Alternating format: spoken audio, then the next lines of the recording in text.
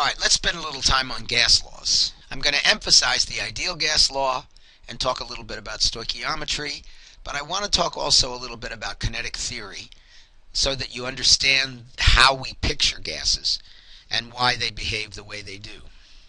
But first, let's discuss pressure. If you were to take a column that was 1 meter by 1 meter square and include in that column all the gas molecules that exist between the surface of the Earth and as high as you need to go in outer space, you would find that approximately 10 to the fourth kilograms of gas that exist in that 1 square meter column. So the definition of pressure is that pressure is force per unit area. And in physics, it turns out that you can determine the force as the mass times the acceleration of gravity, where m is the mass and g is the acceleration of gravity. Generally, the mass has to be in kilograms, and the acceleration of gravity will be in meters per second per second. If we divide that by the area, we would calculate the pressure that you feel standing on the surface of the Earth as a result of all those molecules of gas above you. And that turns out to be 10 to the fourth kilograms, 9.8 meters per second, divided by the 1 square meter area that we chose for our column. And that turns out to be 1 times 10 to the fifth kilograms per meter per square second. And in just the same way that we defined a joule as an energy unit, when in fact the MKS unit was kilogram meter squared per second squared, this unit is given the name Pascal. So the pressure at the surface of the Earth is 1 times 10 to the fifth. So the pressure on the surface of the Earth is approximately 1 times 10 to the fifth pascals. It turns out then we can also say that that's 100 kilopascals. Remember, kilo means 1,000. And it's also called 1 bar. So 1 bar is the approximate pressure you would feel standing at sea level, standing at the beach, as a result of the column of air that's above you. Another term we use all the time, and that we use quite frequently in this section, is an atmosphere.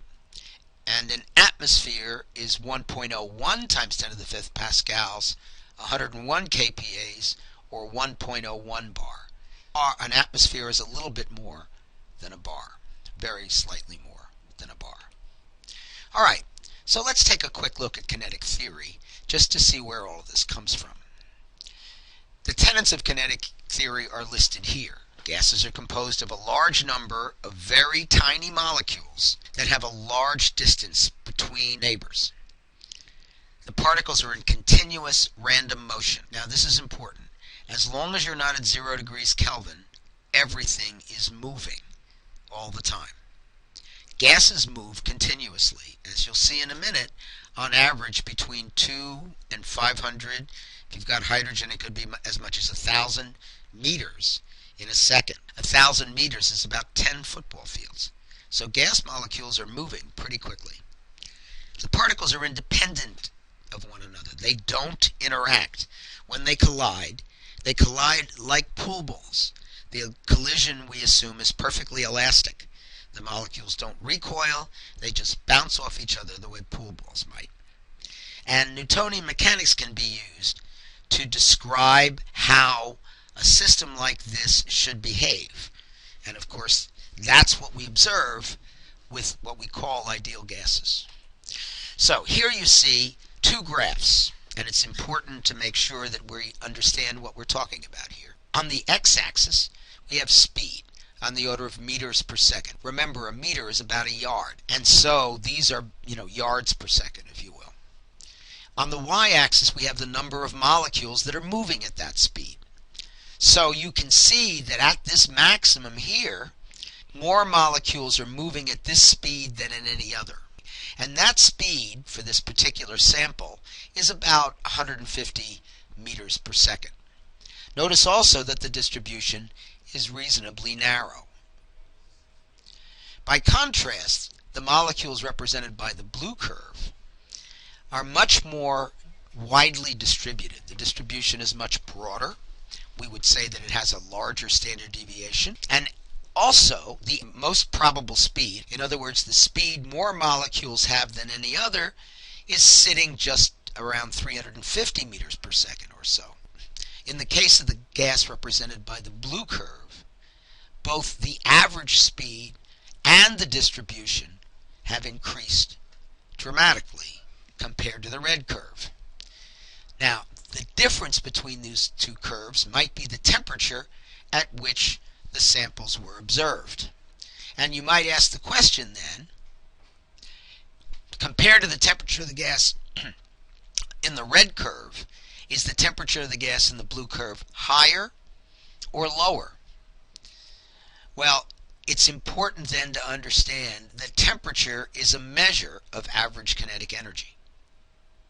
So in fact, the higher the temperature, the higher the average kinetic energy, and as you know, kinetic energy is directly related to speed.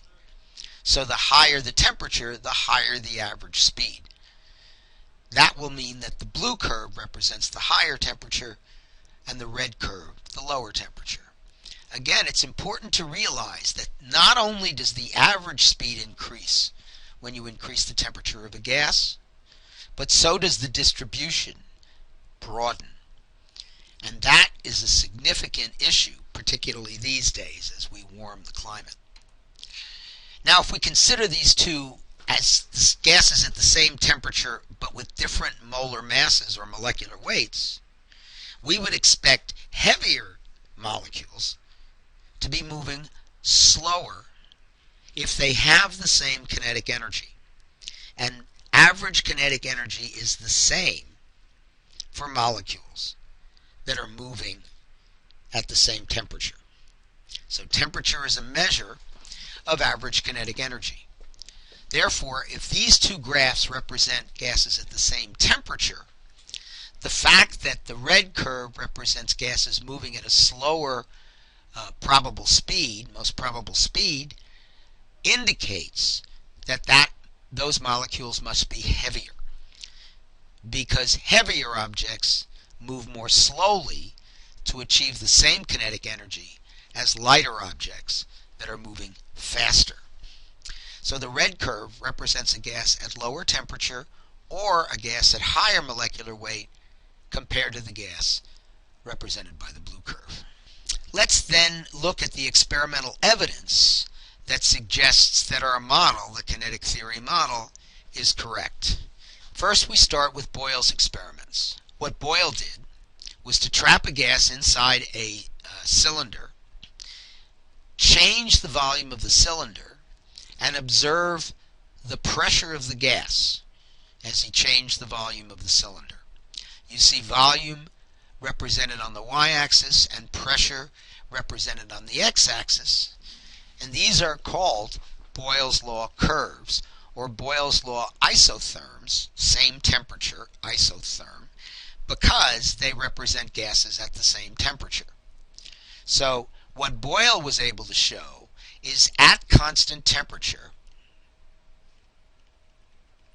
the pressure times the volume equals a constant, because that's how you get a parabola.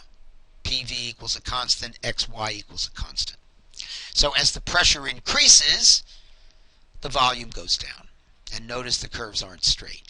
Notice also that we get a family of curves that are different only by the temperature at which the measurements were made. So that's Boyle's law.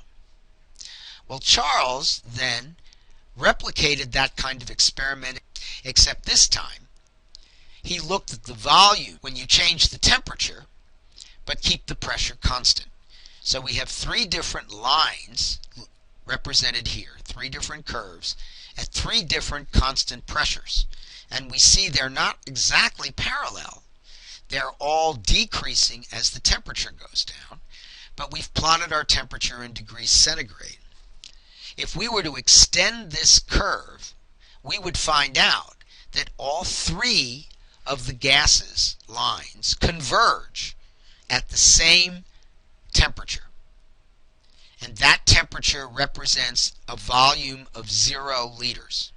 So the gas would have no volume. Now you may argue, of course the gas molecules have volume, and that's true. When you get down to very, very low temperatures and very, very low pressures, you have to take the gas volume into account. But What we're doing here is extrapolating from 0 degrees centigrade, where the gas molecules' volumes can be ignored because they're so small compared to the total volume of the system.